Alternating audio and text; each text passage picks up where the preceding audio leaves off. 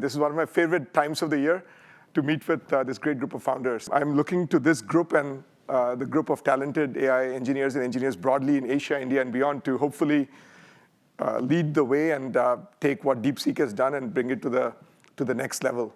I think one thing that a lot of questions, I speak at a lot of events and talk to a lot of founders. What is the number one implication of DeepSeek? The number one implication of DeepSeek is that AI is now democratized in a way that we didn't really imagine even 3 months or 1 month ago. And so every lab, I think a few weeks after DeepSeek, we saw here in the US somebody replicated DeepSeek for $50. So you're going to see a massive cost lowering of API access or building AI models. And capital is no longer a moat in AI. What is a moat then? The challenge is for all of us who are investing in and building companies, what is a moat in AI? The only enduring moat is to invest in R&D and product development and keep building product. Because the reality is the foundation model companies are realizing that API layer is no longer going to be a viable business model. They're all coming up the stack. You might have seen that there was a leaked screenshot from OpenAI's presentation which showed a sales agent that OpenAI is building. So for all of us who are building agents of different kinds, Anthropic, OpenAI, and others are going up the stack. They're most definitely going to come after agents. So the best moats are probably data that is not crawlable publicly, not available publicly, and is private so that the foundation models cannot crawl it. Second, workflows that are complex and interconnected, where you need not just one agent, but 6 agents working in tandem to make something happen. And then third, domain of vertical expertise, maybe even systems integrator implementation expertise to make it work for an enterprise. So the more complex, interconnected the workflows are and harder to implement they are, and the more data that is private that they're trained on, the bigger moat we can get. But again, these are just temporary. I think every moat in software is going to be broken down, is going to be crossed. The only real moat is innovate. I actually feel that you've got to innovate 6 times and have 6 fundamental innovations for you to be an enduring company. I've done this math a few times using Google, Amazon, et cetera. If they had just stopped at 1, they would not have succeeded. You need 6 different things. So I think even in the AI models, companies that stopped after model 1, if OpenAI had stopped after GPT version 2, they would be dead at this point. They had to go to 4 or 5 to be one of the top 2 companies left. And even then, obviously, they're going to be one of the survivors, but they had to do 5 or 6 foundational things in order to survive. And so each of you, you've got to make 6 foundational product things in order to actually build an enduring company. 1 is not going to be enough. That's very clear.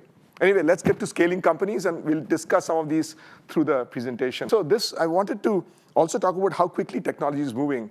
A month ago, I got a note that a company I'd invested in that had reached 35 million in revenue was shutting down, basically, and it was 0 to everybody at the company. And I had made the intro to DoorDash, and DoorDash was a $2 million account for them. I was like, DoorDash is paying 2 million, 35 million, they're not going to die, are they? And they truly asset sale, essentially, and won't name the company, but the reality is, if you're not innovating, if you basically have a single product, which is ultimately going to be commoditized, you're not going to build an enduring business. So don't just because you have 10 million revenue, 30. I have a company at 125 million revenue that I've written off at this point. So I think every moat, every revenue scale is susceptible to cannibalization. And the good news is you're all small, so you can all cannibalize the big guys. No moat is safe. No castle is safe at this point. That's the point I wanted to make. Quick recap. Some of you might have been here last year, but there are 3 stages of company, I think. There's a startup stage. There is the early growth, which is the stage you're going to talk about, and then there's a scale-up stage. Startup, the 3 things that matter. Actually, the one thing that matters the most is finding product market fit, figuring out figuring out who your customer is and how to serve them better with a remarkable product, and in a way that gets them to retain. So retention, I think, is the number 1 metric to focus on, getting a small group of loyal customers that retain and use your product and love your product. Usage, love, and retention. And then culture is the second thing. The first 10 people you hire are going to most likely set the template for the rest of the company. So it's very important that you handpick the 10 people. In fact, I think Max Levchin said this, that it's actually okay to have it be a monoculture. In other words, it's actually important maybe for the first 10 people to be very, very, very similar in their backgrounds, worldview, et cetera, so that you're all aligned around what to build and don't get into tiffs around other things that are not around the customer and the product. So it's actually good to have maybe from the same school or same background, whatever the case may be, but you want them to be as uniform as possible. And then finally, a startup is characterized by generalists, especially even engineers. The engineers are generalists. Definitely the non-engineers are generalists. Almost the first, Neeraj at WhatsApp is probably the best example, who basically is the ultimate generalist. He was, I think, one of the one or two business people at WhatsApp till the time of acquisition. And he did everything from signing the leases to making offers to engineers to negotiating the corp dev with Meta, everything. And so generalists, that's what startups are. Scale up, which is the third stage, is when you have executives. You have real executives who come bearing big titles and are managing managers and 2 or 3 levels. You actually think about org structure much more. And there, the org structure, there are some important decisions to be made. A lot of companies think about, should we go to a GM-like model, a BU-like model, where you have product design, engineering, and other functions reporting to a person. You have multi-product come into play. And then much more predictability. Of course, as you go towards an IPO, 2 or 3 years before the IPO, you've got to start operating like a public company. You've got to start having internal quarterly forecasts and really understand if you missed it, why did you miss it? If you beat it, why did you meet it? And then keep revising the forecast. So a lot of predictability in cadence and so on. The middle is where I think many of you are, and hopefully many of you will get to. So that's what we'll spend our time on here. So there are 3 pieces: scaling the product, scaling the GTM, and scaling the org. I won't belabor scaling the GTM. We'll focus a lot more on scaling the product and scaling the org. Scaling the product, 3 things to think about: outcomes, habits, and optimization. Focus on outcomes versus output. What are the right habits to build as a product team? And then how do you think about optimizing versus innovating? Most importantly, a lot of companies get into, after you have get to product market fit, a lot of companies get into the trap of becoming a feature factory, where you're just launching feature after feature after feature, and you ask the PM or the founder what the product roadmap is. It's simply a list of features. And if you ask the question why, nobody can truly understand why this feature exists, what it adds, what value it adds to customers, et cetera, et cetera. So one of the most important things I try to encourage companies to do is to stop orienting around features and start orienting around outcomes, and train our teams to orient around outcomes. What that means is every feature you launch should be directly tied to changing a customer behavior. In fact, I would argue that a feature shouldn't exist in a product unless it changes a customer behavior. And customer behaviors, or customer states as I call them, can be anything from not a customer state to becoming a customer, becoming an initial customer to becoming a loyal customer, going from a churned customer to a reactivated customer, et cetera, et cetera. There are all these states of customers, and we want to make sure customers move from one state to the other. And if we can't articulate why a feature changes a customer behavior, we should not be thinking about the feature. And in order to get to even customer behaviors, we have to map. What happens is a lot of founders live in the world of revenue and outcome metrics at the company level.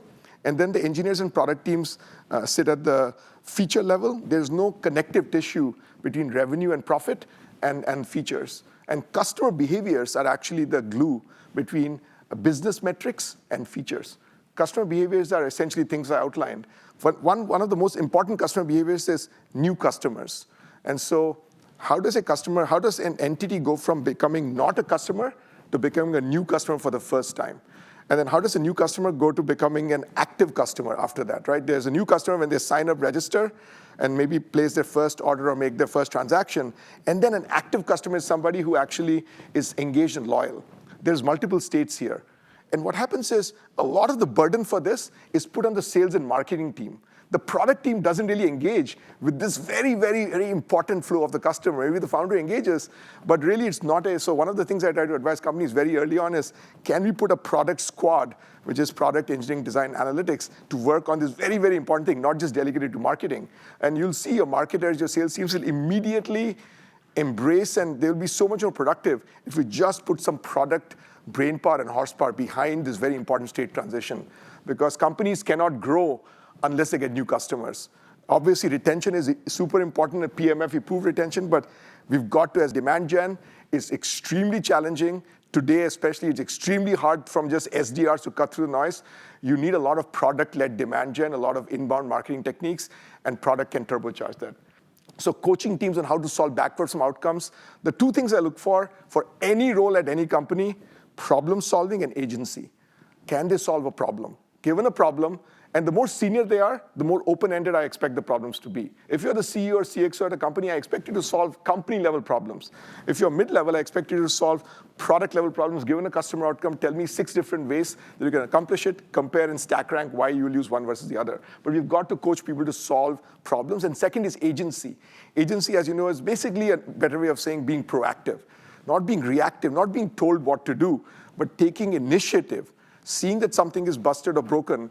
And I think we've got to, it's very hard because many of us have grown up, I grew up being told what to do my first software engineering job. I thought I'd done a great job. I got to meet expectations of my manager. It's like, why? He said, well, you didn't take agency, you didn't take ownership. It's like, what does that mean? He said, well, I expect you to basically tell me what is to be done and do it versus me telling you what is to be done.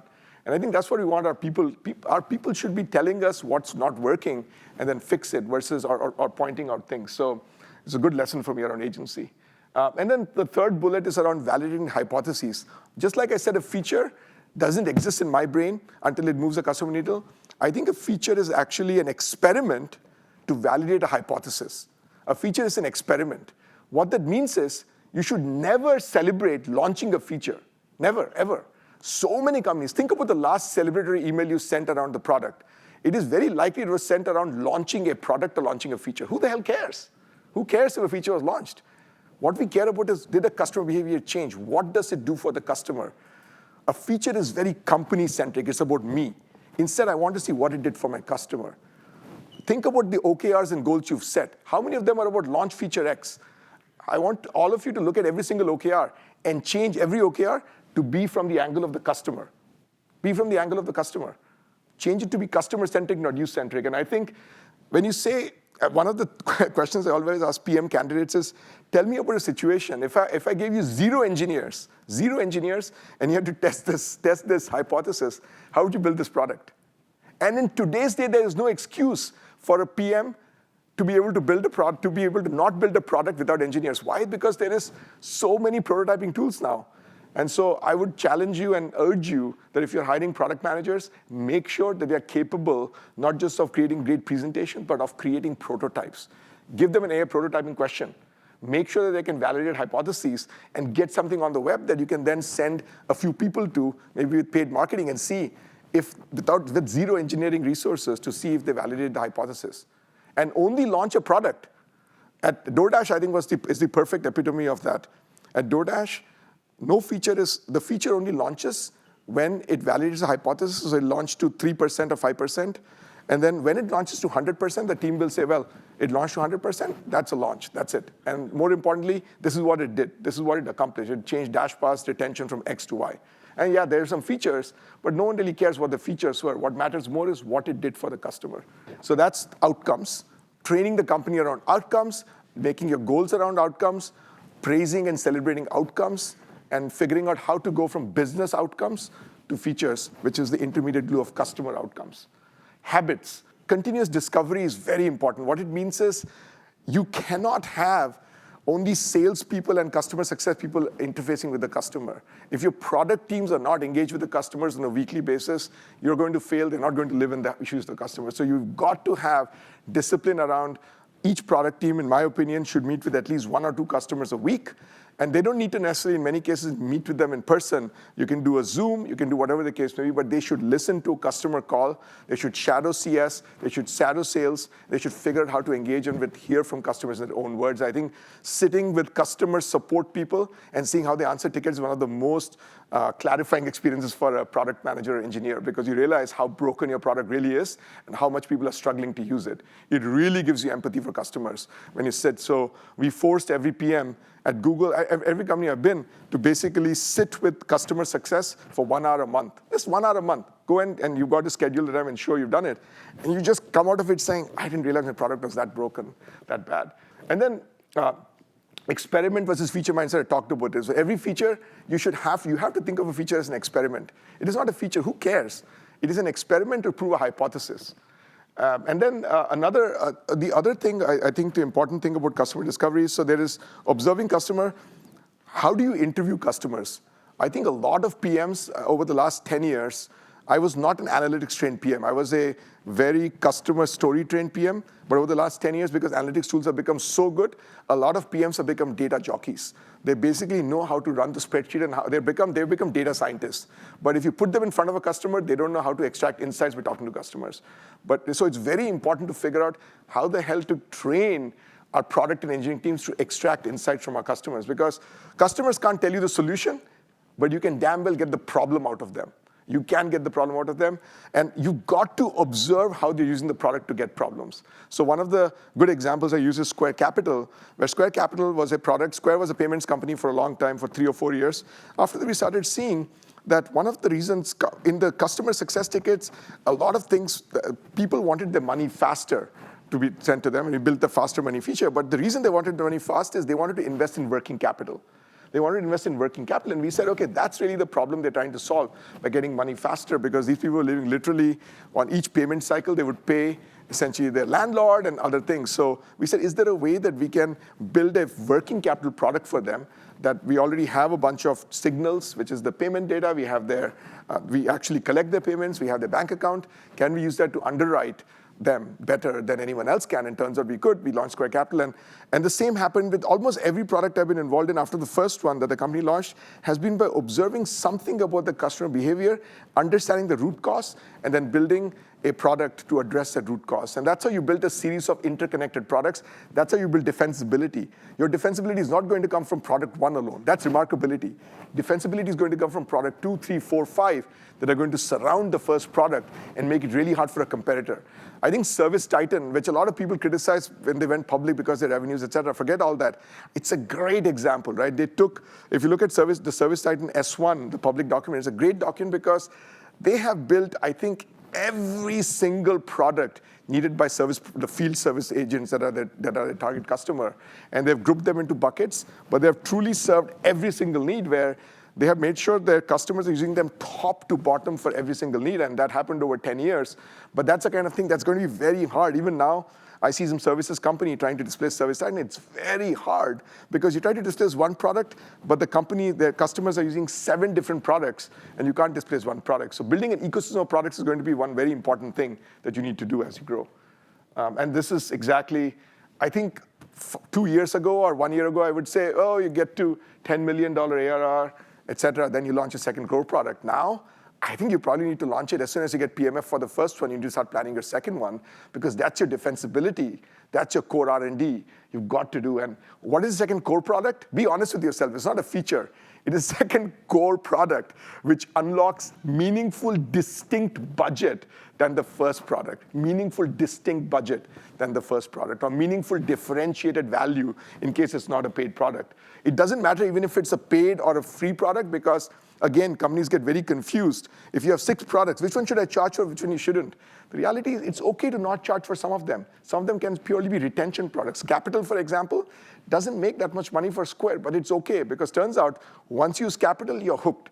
You're not going to leave the company. You're not going to leave Square. It's okay to not make profit. So be careful about figuring out which products are your profit pools versus which are retention drivers. You'll have a suite of products, some will be retention. Gmail is a great example. Why the hell does Google have Gmail? It makes some money through ads, minimal, but reality it's a retention driver. It gives them a lot of data for training purposes.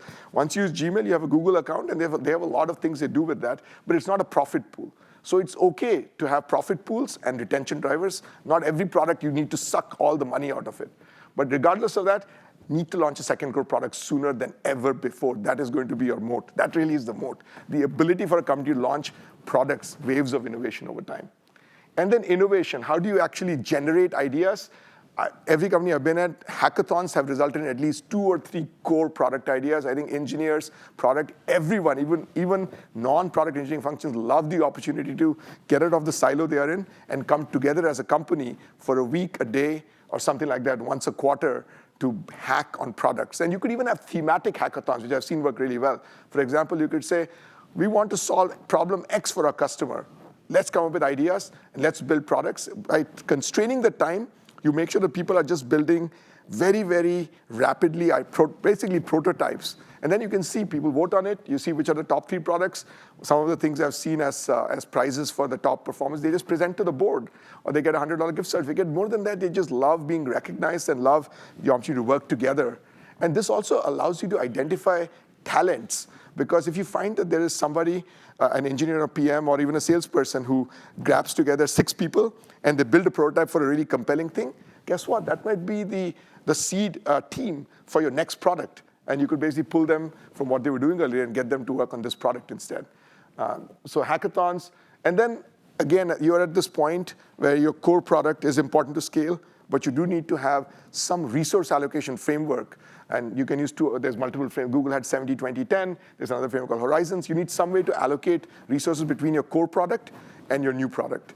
And so the core product still needs to be the main thing, but your new products need to get to, say, 20% over time. And at some point, the new products will graduate to becoming a core product, at which point you fill the 20% bucket with another new product, et cetera. And then most importantly for the new products, it needs a single-threaded leader.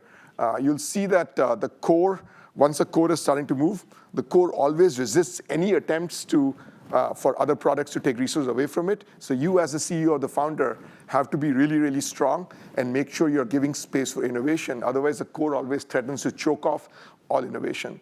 At Square, 50%, more than 50% of gross profit and revenue comes from a product called Cash App, which is the largest fintech app in the US. But for several years, the Square part of the company tried to kill Cash App because it wasn't making any money, it was burning money. It had some of the best people at the company working on it. So people were like, and we were going to go public, this was about 8, 9 years ago. People were like, why the hell are we funding this thing? We have to go public, we have these numbers to hit for the street. Why the hell are we putting 100 people on something that's not making any money, actually burning a ton of money through a referral program? And Jack, our CEO, stood in front of the company, defended it every week at all hands. And thank God he did, because otherwise the company would be half the size it is today.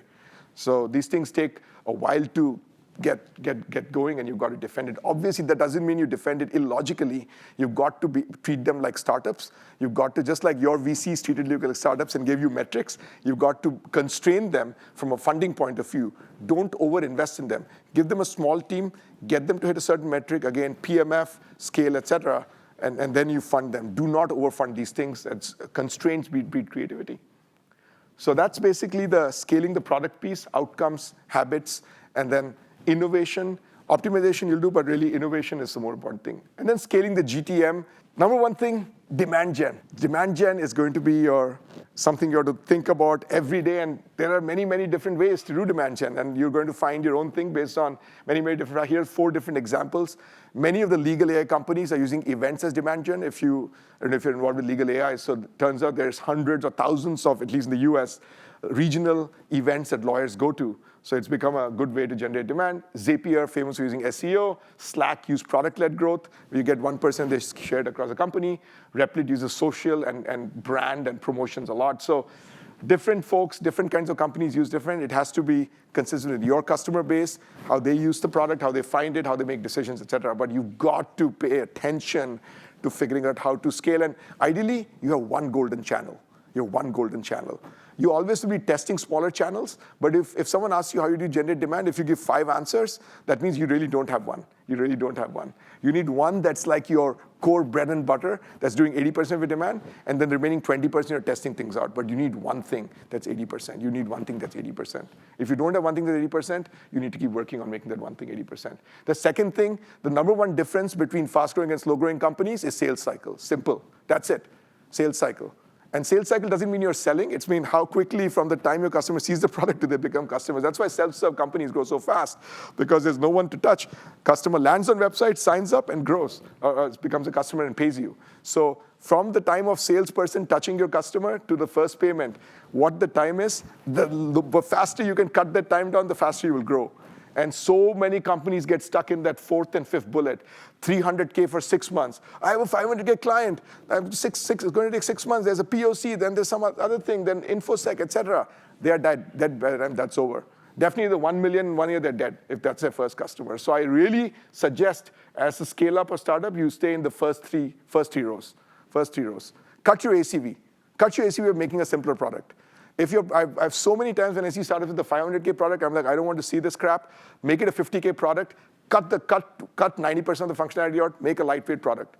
Make a lightweight product that instantly goes in and takes three weeks to sell instead of 6 months to sell. If you sell 6 months to sell as a startup, you're dead.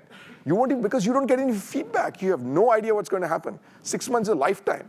You have no idea what's going to happen. The number of companies I have lost personally that had 6-9 month sales cycles, and just somewhere along the way, something happened, decision maker went away, some POC died. They just died. So please try to see if you can simplify your product. And you can upsell. Of course you can upsell. But start with a small, lightweight product. I would much rather see you hit 200K with 10, 20K customers than 1 million with 500K customers. I don't care about the 1 million and 200K customers. I would rather see you hit 10 customers with 200K, because I can see that you have some muscle you've built. You've been able to get to 10 customers using it. With 20K, hopefully there's some retention. I can see that. With 2, what do I know? It might be your brother's friend or your buddy from college who's using it. I have no idea. It could be completely random. I have no data points. 2 is 0 data points to me. 10 is more. I'm okay with low ACV. In fact, I want to see low ACV, because then your NRR will also look really good. That's the beautiful thing about low ACV. Your NRR looks really good when you upsell. If you have high ACV, then you can't upsell. Strange. And then I think the 4 most important metrics to track as CEO, I think, it's for new customers, what % of reps are hitting quota, and what's your pipeline coverage. Pipeline coverage, as you know, is, okay, if you want to hit $1 million in new ACV or new ARR this quarter, how much pipeline do you have entering the quarter? You better have 4 million to 5 million. 3x no longer cuts it. You better have 4 to 5 million of pipeline entering the quarter. And then you better have at least 70% of reps hitting quota, if not 80%. If it's less than 70%, I would say you don't have product market fit, or you've not trained your sales team well, you've not hired well. And then existing customers, I'm looking for both gross revenue retention and net revenue retention. I think NRR is not enough by itself, because NRR can be influenced with 1 or 2 customers. You might have massive churn across the base, but then 2 customers are driving up your NRR, and 150%. Turns out GRR is like 50% or something. So I want to see GRR of pretty high, because it shows me the product is actually valid and valuable to customers, and then some of them are expanding. So both of them are important. Here are the 4 things I think you should use when you think about the GTM, in particular a sales team. Again, I understand some of you might not have a sales-led approach. They should have sold at a price point in their earlier jobs. They don't need to be in your domain, but they should have sold at your price point. They should have hit or exceeded quota in your earlier jobs. One of the biggest things is people don't look at their prior. You've got to understand, did they exceed quota or not? You've got to get their commission sheet. You've got to get their comp sheet and see, did they exceed quota or not? Maybe you can ask, if they don't want to share it with you, they can share it with the recruiter. But they need to show, you've got to know that they were not an underperformer in the prior role. Can they generate their own leads? A lot of folks at mid-sized companies come in expecting, a demand gen operation is fully set up. You're going to feed me leads. I'm going to close them. Turns out, when you're still young, you don't have enough leads to feed all mouths. So you need salespeople to generate their own leads, at least a little bit. You need them to be able to generate their own leads. And then you can't train them for 6 months and say, I'm going to put up points on the board 6 months from now. They've got to start putting up points on the board within a couple of months, ideally even in month 1. I want to start seeing them close deals. And then your sales leader at this stage should not be a VP. They should be a player coach. At least 20% of the time, if not more, should be showing, modeling, closing deals, and going on deals and closing it themselves. So you got to hire them. This is one of the most challenging things to get right. Forget the VP of sales. I mean, most people you're hiring and firing A's till you get the right fit. It's so challenging. And then scaling the org structure. Right now, I would say we are still in the generalist mode. Remember, in PM, in the startup phase, we're in generalist mode, and in scale-up, we're in specialist. We are slowly starting to make the transition from being generalists to starting to hire our first specialists in some areas.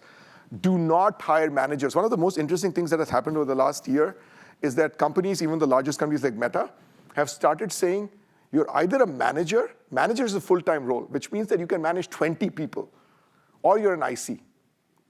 Okay, if you're managing 3 people, that's not a full-time manager role. So they're basically cutting, that's called span of control, which is how many people you're directly managing. So if you have roles which are managing 3 or 4 people, they better be also doing like 50% IC work. And so I think that's what you should demand. Either people are managing 20 people, or they're ICs. Or if they're managing 4 people or 5 people or 6 people, they better be doing IC work in addition. Unless their org is going to grow to 15 people, or unless they're going to manage 15 people in the next few months. So that's, I think increasingly, I don't think managing 6 people is a full-time job is what people are saying. And it's right. I've managed 8, 10 people, probably could have taken easily another 10 people. And so I do think there is some push towards having flatter orgs and having basically people with large spans of control and having more ICs. I should have made it even stronger.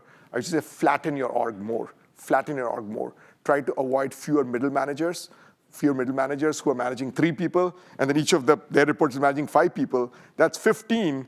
Hang on. Why do you need people managing 3 people? You should just flatten the org, remove the expensive middle managers, make them ICs, or make each of them 2 ICs each, and then have 15 people reporting to your head of function X. And then the other one is create initiative-focused cross-functional pods. I gave the example of new customer acquisition. I think the new customer acquisition works only if there's a group of people who are dedicated to it, from product, design, engineering, analytics, marketing, maybe sales, et cetera. They all work together, and they all think of themselves as part of the new customer acquisition pod. I think every company can benefit from removing these silos and having people work in pods that include not just product engineering design, but other go-to-market functions also. Because then they're all united, they work together in one goal. One of the biggest challenges that CEOs face is they feel that go-to-market and their product functions are working at odds with each other. They have no idea what the other is doing, and the CEO is the one who's doing coordination between them. And the way to avoid that is to blow it all up and make sure the pods are created and they all feel they're part of this pod or this group or this team, whatever you call it, XFN, whatever you call it. But you need to create cross-functional pods for the most important initiatives at the company. Planning, hopefully this is the time when you're starting to do plans, which really means setting goals and then figuring out each pod figures out their way to hit the goal. So if you're very young, I would say weekly. When you start out, hopefully you did weekly goals. You're probably at a point where you're doing monthly. You're probably somewhere between monthly and quarterly.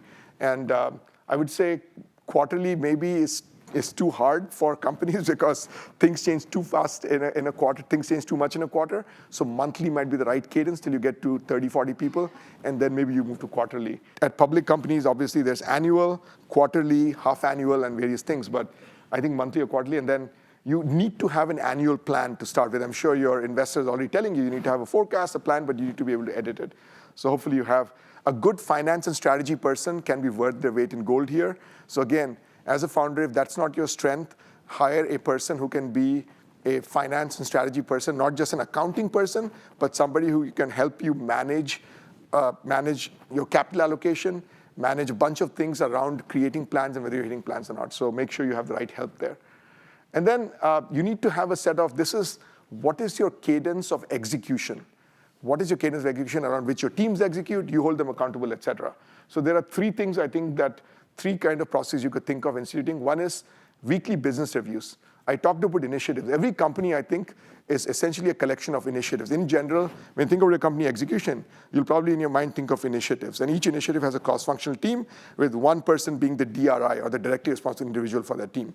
So what you want to do is for some of those initiatives, you want weekly business. Actually, no. Weekly business reviews is done once at the company level. So the weekly business review, the only goal of the WBR, which was started at Amazon, is to figure out, am I hitting the quarter or not? Am I going to hit the month or the quarter? Am I hitting the quarter? If not, what can I do right now to hit the quarter? And so finance is a very important part of this. What resources can I move to hit the quarter? Many times it's budget, it's people, it's something else. So literally it's a decision-making meeting on figuring out how to bridge the gap from where we are to hitting the quarter. And so if you run it seriously, then the CEO and every exec who can drive execution shows up at this meeting with a small group of people who figure out what does the company need to do to hit the month or hit the quarter, and what is the gap, what do we need to move, why are we not hitting it, and then more importantly, brings force to bear on the most impactful thing we can do to hit the quarter. Initiative reviews are the reviews that you'll conduct at the initiative level, and the frequency of them depends on how urgent and important it is. Some 2x2 matrix of urgency has importance. Obviously, with some things you could do a daily initiative review, which some you'll do weekly, some you'll do fortnightly, and some you'll do monthly. So it depends. And then you have to demand that every initiative sends you a weather report. I call it weather report, that's a DoorDash terminology. It needs to send you a weekly status report. And you should figure out what the right format is, and everyone needs to follow it on a certain day of the week, probably on a Friday or a Monday. They should talk about it, and it always needs to start with goals. What is a goal for the time period, say month or quarter? Where are they in that goal? How far are they? And then what's the gap? What's the gap, and what are they doing to fix the gap? And what's working well? What have they done so far? And then most importantly, what help do they need from you, from the execs, to help bridge the gap? or to make sure they're working well. So yeah, this is a very important thing because by email, it keeps everyone apprised as to what is going on in addition to the initial reviews do, because especially if the distribution, in general, these weather reports can actually, and I think should actually go out to the whole company even if possible, because turns out many times when you send it, a lot of ideas and sparks emerge. If something is not doing well, then someone else at the company might have an idea. Oh, I didn't know it was not doing well. Have we tried this or have we tried that? And ideas can come across the company. So you want to make sure that this is a way to get transparency across the company as to what things are working and how they're working. And then I think people, I talked about what I look for in hiring, problem solving and agency. The other thing I say is hire for spikiness. What I mean by that is typically you'll have a panel of people who interview somebody and they'll give scores between say 1 and 5. If somebody gets all 3s and all 4s, don't hire that person. Don't hire that person. I would much rather hire somebody who has 2 1s and 2 5s than somebody who has all 3s and all 4s. If they have 2 5s, I know they're excellent at something, and maybe they have 2 1s if it's for something else. I would rather lean into their strengths and make sure that, obviously it depends on what the 5s are for, but if the 5 is something that's a strength we could use, I would rather hire them and really lean into their strength and versus trying to cover up their weakness. 3 and 4 means people are good, but no one's truly pounding the table. No one says they're going to raise a bar in a certain area.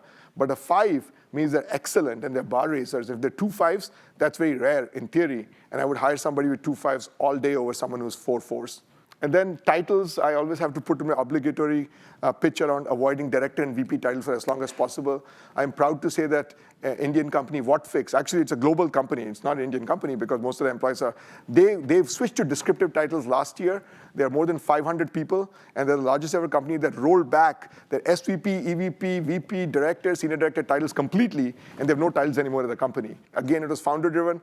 I told them when they came to me 2 years ago, they were like, we read your post, we want to implement this thing. I was like, you're too late, you shouldn't try this because you're going to have to, there's massive discontent that's going to happen because there are hundreds of people that they're taking titles away from. It's easier to not have something than to take away something as, loss aversion and all that, but they were like, no, we're going to do it. And it took them a year, but they did it, and they have 0 titles. Especially India is a very, very title-centric society, and the fact that they already have titles pulling them away, absolutely incredible, absolutely incredible. So descriptive as long as possible. I'm telling you, I know it seems, oh, this person is going to join. They just want the director title. Once you give the director title to this person, guess what? Every other person in your company is like, okay, got it. That's fair game now. They're going to all come and ask for director. The first VP title you give, everyone else in the company is going to ask for VP title. I'm telling you, it just opens a Pandora's box that you don't want to open. Now, obviously, maybe once you're at the scale-up stage, you give it, but avoid it till you are 200 people or something, or hundreds of people if possible. And then performance, your people need to have some idea of how they're doing. They need to have some idea. So yes, you don't need to do crazy performance reviews, but at least if a manager is managing someone, part of their management responsibility is to give them feedback, is to have conversations with them on a regular basis and to let them know how they're doing. A lot of people just suddenly fire somebody without ever giving them notice. You're like, I'm packing my bags without, I didn't even know I was doing poorly. And then you need to have, especially for engineering and sales, you need to start having ladders. Those are the 2 functions which have the most number of people. So people need to know, am I growing how am I getting promoted? So you need to have some internal levels where you get them promoted, because again, if you have 20 or 30 people in a certain function, you need to start thinking about ladders, which is the internal promotion thing.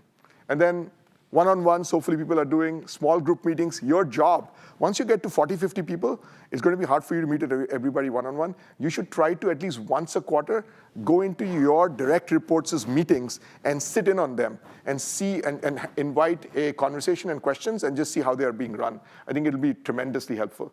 Hopefully you're all doing all hands on a regular basis, fortnightly, if not weekly.